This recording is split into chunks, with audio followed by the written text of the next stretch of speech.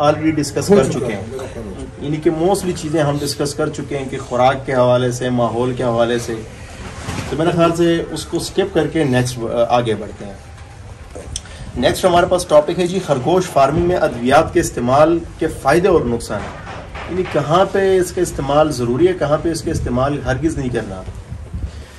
तो खरगोश फार्मिंग में अद्वियात के इस्तेमाल, बल्कि जितनी भी ट्रेडिशनल फार्मिंग हम देखते हैं, चाहे इवन ये एक बी फार्मिंग आप ले लें, छोटी सी मक्खी होती है, उसमें भी मेडिसिन के इस्तेमाल होते हैं, यानी कि जितने भी जानदार हैं इनके साथ लाजमी कुछ न कुछ चीज़ें जो है वो मसाइल या बीमारियां जो है ये जुड़ी होती हैं। अच्छा, एक मैं आपकी थोड़ी सी मैं इस इसलाह तो खैर नहीं कहता, मैं अपना आइडिया देना चाह रहा हूँ। मेडिसिन और ड्रग्स को डिफ्रेंशिएट कर रहा है। मेडिसिन क्या है? ये सुंबल है, ये मतलब हल्दी है, ये मेडिसिन है। ड्रग्स जब केमिकल आप लेंगे ना चीज़, आप अल्बेंडाजोल दे रहे हैं, फेबेंडाजोल दे रहे हैं या फ्लेजिल वगैरह दे रहे हैं, हाँ। तो यहाँ पे ये अगर ड्रग्स का इस्तेमाल करें तो फिर मेरे ख्याल में बेहतर होगा। जी जी बिल्कुल। अद्वियात असल में यहाँ पे ये टॉपिक्स हैं, फिर यहाँ पे जो जो जहन में आ रहा होता है तो बस वो एक्सप्रेस कर रहे हो। ठीक है, सब टाइम ज्यादा चीजें जहन में आ जाती हैं, सब टाइम कुछ अधूरा सा जहन में आ जाता है। ड्रग्स में ये तो इसको फिर आगे हम डिफरेंशिएट करते हैं कि भाई कुछ मेडिसिन ऐसे हैं जो कि सपोर्टिव कैटेगरी में आ रहे हैं, या कुछ रेमेडीज टाइप जो मेडिसिन है, उस तरह की चीजें जो है उसके नुकसान ना होने के बराबर ना बराबर होते हैं, यानी इंतहाई कम होते हैं, जिसमें जिस तरह के हम इस्तेमाल करते हैं जी मल्टीविटामिन्स वगैरह इस्तेमाल करते हैं, चूँकि कमर्शियल लेवल पे ये एक ज़रूरत होती है एक फार्मर की, उसकी सोच ये होती है कि ज़्यादा से ज़्यादा मुनाफा है। जैसे कि बाकी ट्रेडिशनल फार्मिंग में हम देखते हैं काऊ को रखते हैं कि ज़्यादा से ज़्यादा दूध दे, बकरियों में हम रखते हैं कि जल्दी से जल्दी बड़े हों या ज़्यादा से ज़्यादा दूध दो। ऐसे ही रैबिट में जो है हमें ज़्यादा से ज़्यादा अच्छी ग्रोथ चाहिए होती है या ज़्यादा पैदावारी सलाहियत चाहिए होती है, इनकी ज़्यादा से ज़्यादा बेबीज़ आएँ। उसमें जिस तरह के बाकी चीज़ों का एक अहम रोल है, वैसे ही अद्वियात का भी एक अहम रोल है, स्पेशली उस केस में जहाँ पे स्ट्रेसफुल एनवायरनमेंट बने, यानी कि शदीद गर्मी की लहर हो, उस दौरान हम कुछ सपोर्टिव मेडिसिन इस्तेमाल करते हैं, जैसे कि विटामिन सी का इस्तेमाल किया जाता है इंतहाई शदीद गर्मी में, या फिर उसका कोई अल्टरनेट इस्तेमाल करते हैं, जैसे लीमू इस्तेमाल कर लिया, कुछ और इस तरह की चीज़ें इस्तेमाल करते हैं। तो बहरहाल सपोर्टिव मेडिसिन जो है उसमें आप इस्तेमाल कर सकते हैं, और वो भी अगर आपके रैबिट को ज़रूरत हो तब आपने इस्तेमाल करना है, या फिर ब्रीडिंग सीजन में है और इनफर्टिलिटी के मसाइल ज़्यादा आ रहे हैं, तो बेहतर है कि आप विटामिन ई का थोड़ा सा इस्तेमाल करें। 2 दिन का मुसलसल पानी के ज़रिए पूरे के पूरे फार्म को आप इस्तेमाल करवा लें, 3 दिन इस्तेमाल करवा लें, इससे इम्यूनिटी और उनकी फर्टिलिटी दोनों इन्हेंस होती है। अच्छा, इसमें एक दूसरी, जिस तरह डॉक्टर साहब ने बताया कि एक ड्रग्स होते हैं, यानी कि वो मेडिसिन्स जैसे कि हमारे पास बैक्टीरियल बीमारियां आ जाती हैं, हमारे पास पैरासिटिक बीमारियां आ जाती हैं, टॉक्सिन से रिलेटेड कुछ मसाइल आ जाते हैं, उसमें मुख्तलिफ़ किस्म के मेडिसिन जैसे कि एंटीबायोटिक वगैरह, या ये जो एंथलमेंटिक जो मेडिसिन हैं, यानी कि जो डिवार्मिंग में हम इस्तेमाल करते हैं, तो बेजा इन मेडिसिन का फिर आपने हरगिज़ इस्तेमाल नहीं करना। अगर आप इस्तेमाल करेंगे तो ये उल्टा आपको फ़ायदे के बजाय नुकसानात देगा, पैसे भी आपके खर्च हो रहे हैं, और उल्टा आपके रैबिट की सेहत को मुतासर करेगा। जैसे कि हमने इससे पहले डिस्कस किया कि स्पेशली इसका जो डाइजेस्टिव सिस्टम है वो काफ़ी हसास है, यानी कि उसकी इंटेस्टाइन्स के अंदर जो पूरा जो खुराक हजम होने का जो एक सिलसिला है वो गुड बैक्टीरियाज होते हैं, उसके एक बहुत बड़ा रोल होता है उसमें। अगर आप एंटीबायोटिक इस्तेमाल करते हैं तो वो गुड बैक्टीरियाज भी मुतासर होते हैं, तो जिससे आपके पास डायरियल जैसे मसाइल या फिर स्टूल का प्रॉपर ना बनना। तो जैसे खुराक ज़रूरी है वैसे ही आपने बिला वजह कतियन इन मेडिसिन वगैरह का इस्तेमाल नहीं करना। जहाँ पे आपको लगे कि रैबिट बीमार हो गया, अब वो बिल्कुल मजीद जो है वो नीचे की तरफ जा रहा है, यानी कि वो मरने की तरफ जा रहा है, यानी कि वो ऐसे स्टेज की तरफ जा रहा है जहाँ से उसकी रिकवरी होना मुमकिन नहीं होगा, या खाना पीना ही मुकम्मल तौर से स्टॉप कर दिया, वहाँ पे आप मेडिसिन का इस्तेमाल कर सकते हैं। और कुछ मेडिसिन ऐसी हैं जैसे कि पेस्टरोलोसिस बीमारी है, उसमें बहुत लंबा कोर्स होता है मेडिसिन का, क्योंकि अगर अधूरा कोर्स करते हैं तो वही बीमारी दोबारा आ जाती है, दोबारा से आपके रैबिट को मुतासर करती है।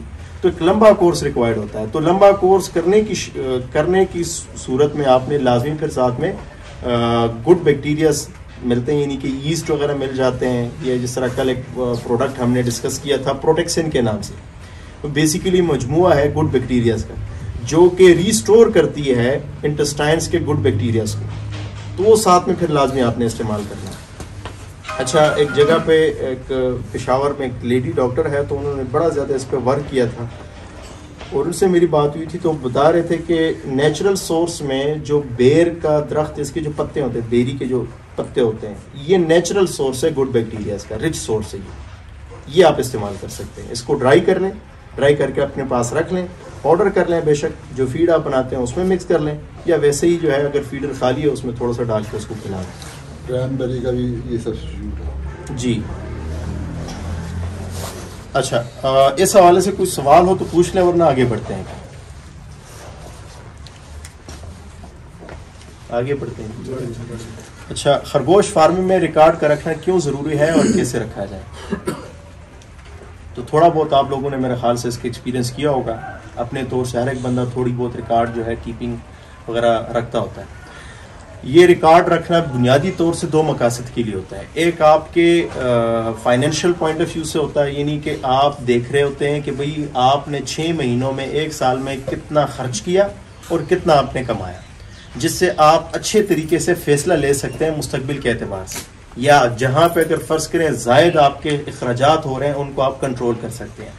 दूसरे सूरत में इसका रिकॉर्ड का इस्तेमाल होता है, स्पेशली इसका जो ब्रीडिंग रिकॉर्ड होता है या जो पेरेंटल फ्लॉक का जो रिकॉर्ड होता है, ये इसलिए ज़रूरी होता है स्पेशली एक ऐसे फार्म पे जहाँ पे जिस तरह हसन शाह साहब का फार्म है, वहाँ पे बकरियों का फार्म है, तो ये डेवलपमेंट का प्रॉपरली जो है बकरियों की नस्ल को ये डेवलप कर रहे हैं, मज़ीद बेहतर बना रहे हैं, तो वहाँ पे ये इंतहाई ज़्यादा ज़रूरी हो जाती है कि पेरेंटल जो इसकी हिस्ट्री है वो क्या है, क्योंकि वो एक अच्छा रोल प्ले करती है इसमें।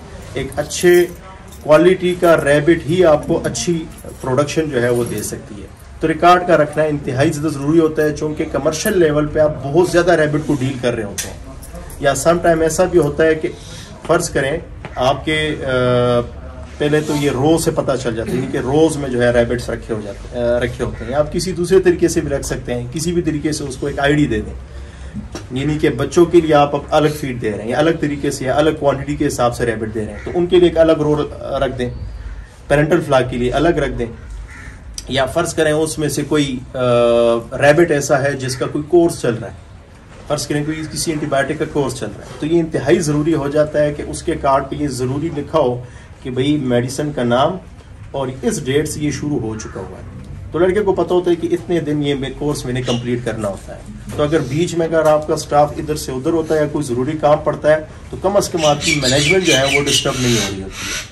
अच्छा, इस हवाले से मैं चाहता हूँ कारी साहब आप अगर थोड़ा सा इसमें मज़ीद कुछ सिर हासिल डिटेल दे दें। डिटेल तकरीबन होगी या ज़रूरत नहीं, बस यही है कि दो तरह रैबिट फार्मिंग की वही बात करें, किस्मों पे जाएंगे। रैबिट फार्मिंग की बेसिकली किस्में आप जो हमें जिससे वास्ता पड़ेगा वो दो है। एक है आपने वो रैबिट रखे हैं जो फार्म मीट जिनकी प्रोडक्शन आपने लेनी है, एक आपने वो रैबिट रखे हैं जिनसे आगे आपने मुस्तकबिल की जरूरतें भी पूरी करनी है।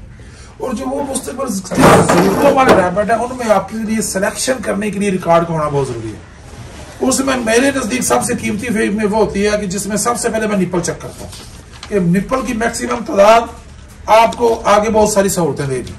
नंबर 1।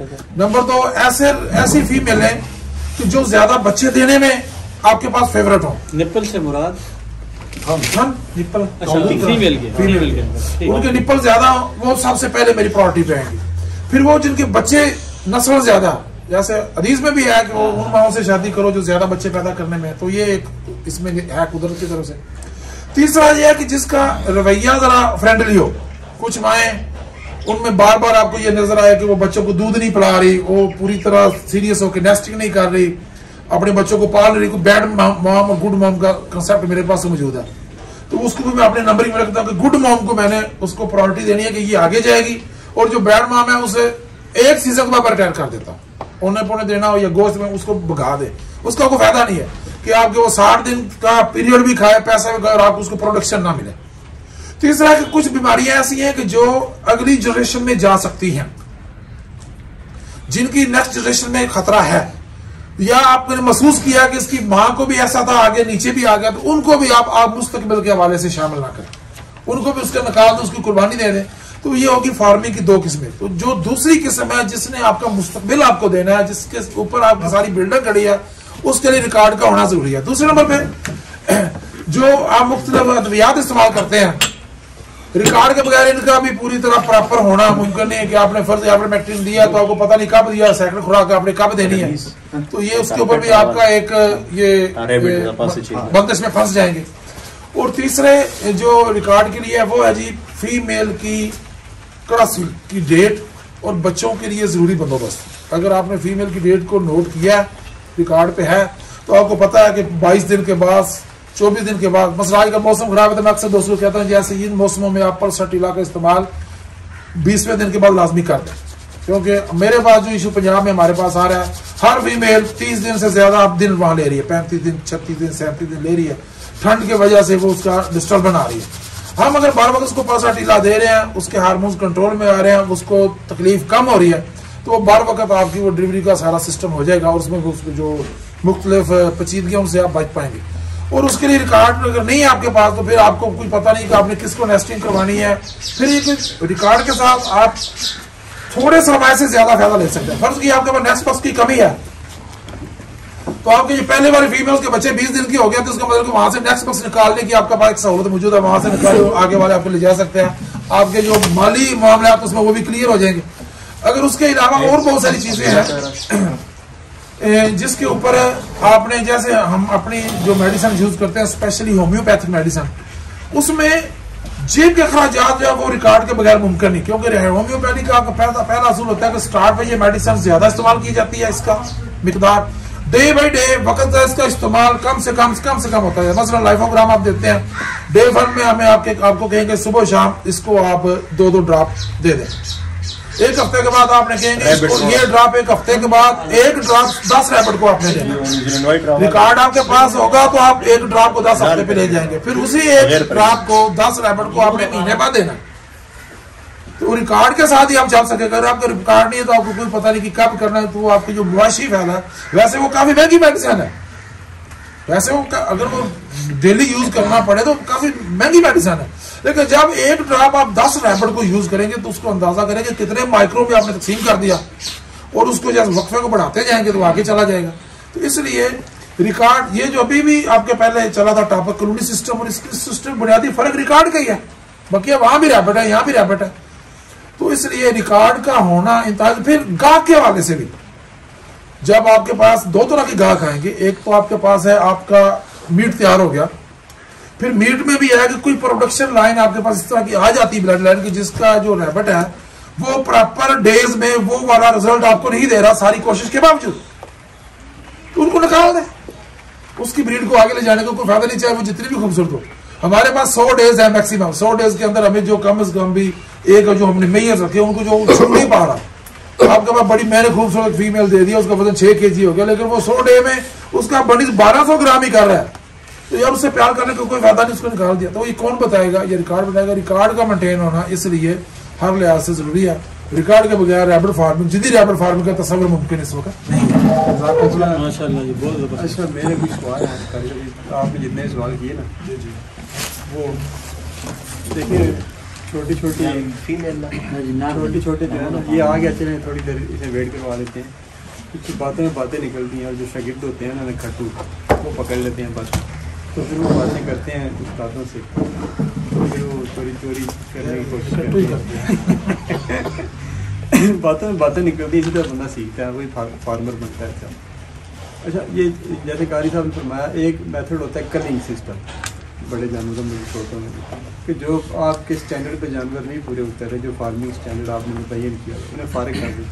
अच्छा, उसमें 2 बुनियादी चीज़ें हैं, वो मादाएँ कि जो अच्छी माँ नहीं बनती, वो आ गई कलिंग सिस्टम में। कलिंग के 3 मकसद मतलब हो सकते हैं, एक तो आप उन्हें स्लाटर करके दफन कर दें, दूसरा आप उन्हें सेल कर दें। सेल जब करें तो किसी को बता के करें कि इस वजह से आपको सेल कर, ये आपका अखलाकी जिम्मेदारी बनती है, यहाँ आप उन्हें इस्तेमाल करने से मतलब ज़बह कर दें। अच्छा, जैसे कारी साहब ने फरमाया कि जिसका थान कम हो तो उसको भी हम कलिंग में डाल देते हैं, क्योंकि वो आगे आपका कह लेंगे एक अच्छा पेरेंट फ्लक्स तैयार नहीं कर सकती है। अच्छा, एक तो ये बताइएगा कि जो उसके थान जो बनते हैं सारे किस उम्र में बनते हैं कि हम चेक कर लें क्रॉसिंग से पहले के थान कम है, क्या इस तरह हो सकता है? दूसरे मैं सवाल सारे बता देता हूँ, फिर आप कर लीजिए। अच्छा, दूसरा जो था मैं जेल में काफ़ी सोचे हुए थे, थोड़े गड़बड़ आगे पीछे हो रहे हैं, सोचते हैं। तो मैं पहले का जवाब देता हूँ। चलिए पहले का जवाब।